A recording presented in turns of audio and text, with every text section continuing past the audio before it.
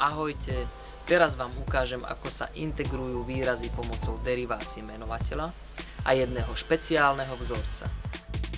Vzorec vraví, že ak je derivácia menovateľa rovná čitateľu, výsledok integrálu je logaritmus menovateľa. V prvom príklade zderivuje menovateľa.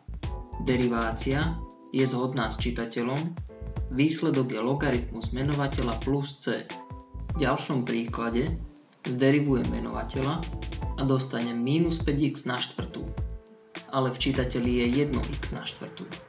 Preto vo výsledku musí byť pred logaritmom konštanta 1 lomeno minus 5. V ďalšom príklade zderivuje menovateľa, dostanem 3x na druhú, no v čitateľi je 2x na druhú. Preto vo výsledku musí byť pred logaritmom konštanta 2 lomeno 3. V poslednom príklade prepíšem kotangens x na kosinus x lomeno sinus x. Derivácia menovateľa je kosinus x. To sa zhoduje s čitateľom, výsledok je ln sinus x plus c. Ako funguje tento vzorec na integrovanie, vysvetlím na konkrétnych príkladoch. V zadaní hľadám podobnosť so vzorcom. Ax plus b sa v tomto príklade rovná 3x plus 2. Takže a sa rovná 3, b sa rovná 2. 1 lomeno a je 1 lomeno 3. E sa integruje na e a do exponenta sa napíše 3x plus 2. V ďalšom príklade sa podľa vzorca a rovná 1 polovica, b 0.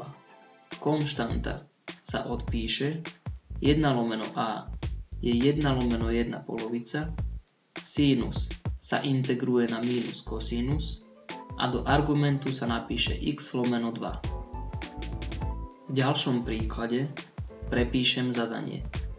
A sa rovná 1 polovica, b 1.